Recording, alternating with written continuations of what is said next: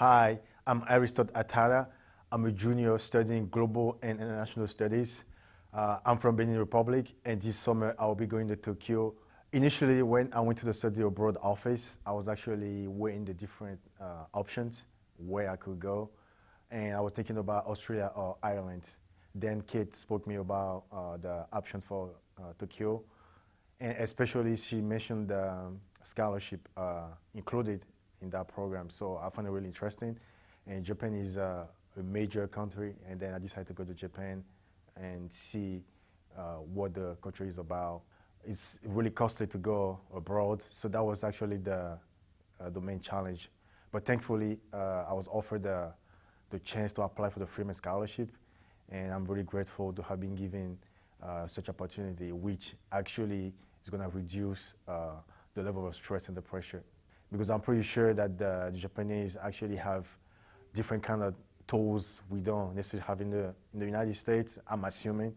So I'm really excited about that part of the trip. In terms of adjustment, I think it's probably going to be the diet part of it, because from what I've been told, Japanese actually eat a lot of seafood, which I'm allergic to.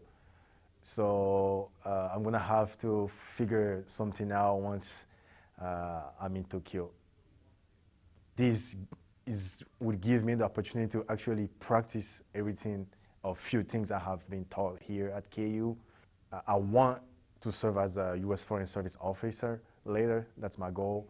And I think these opportunities will give me the chance to have a first taste of that kind of stuff, and then also will help me to build up my resume. Start building up my resume now, since I'm a junior, and then I only have 1 year left here at KU. So I think the time is right to start working on that resume, then give me more chance for any kind of job I will apply to later.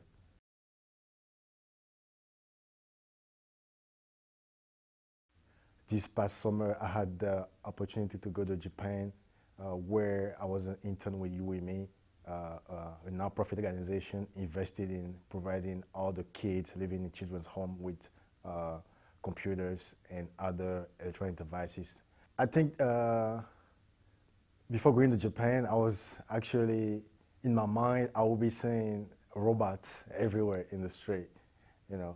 I think that was, I'm not gonna say disappointed, but I mean, I was really surprised not to be able to see any robots. I don't know if you remember, but before, when I was here last time, I told you about my allergies to seafood and all. The first few weeks, I got really sick. I'm not gonna say food poisoning, but my body wasn't reacting right to the Japanese food. But what's good about Japan is like, there's like a diversity, a real diversity in terms of food, in terms of restaurant, in terms of anything you want to eat, you can find in Japan. However, I need to tell you that there's a spot in Shinjuku, which is called the Peace Alley. So it's like I give it in my hand, but bigger with small alleys where the people sell street food. You got people from Cambodia, people from China, from Korea. So you get the chance to actually taste a broad variety of food. So if you ever get the chance to go to Japan, this is my recommendation. Go to the Peace Alley in Shinjuku.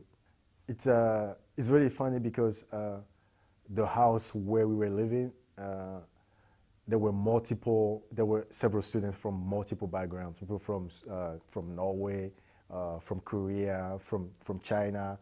I actually got very close with a student from China who lives in France, which is really good because I come from a French-speaking background, and then we got to really bond and then share a lot of stuff. So I'm really glad about that aspect of the internship. Now I have more friends on Facebook and on Instagram, people from different countries, people from all over the world, and I really enjoy my time in Japan.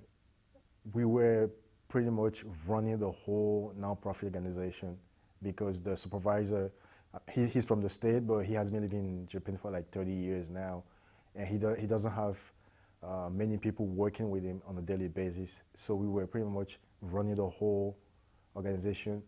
To be honest with you, the first day, I felt a little bit overwhelmed, but uh, the more the days were going by, and then I just got used to it. And then I thought to myself, like, it's a lifetime experience. You're just here for 8 weeks, so you gotta make sure you learn everything you can, and then give everything you have, and make sure you have a positive impact on your supervisor and on the NPO as well. And I was really glad because on my last day of work, we actually had a one-on-one lunch, my supervisor and I, and he told me that he was really impressed by my work ethic, impressed by the way I see things, and that I actually exceeded his expectation. So I'm glad I got the chance to.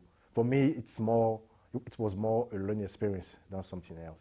Japan has a public transportation like the subway, the train, and then I was really surprised to see the discipline of the Japanese people.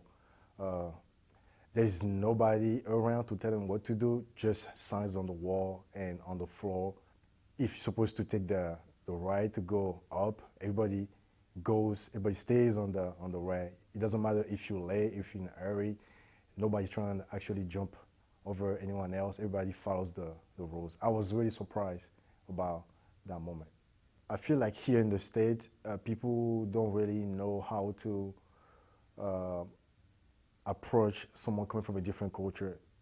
I'm not gonna say there's like a fear or there's like something that retains them, but people don't really know how to ask a question or how to find out about someone else. But Japanese people, they are really open-minded.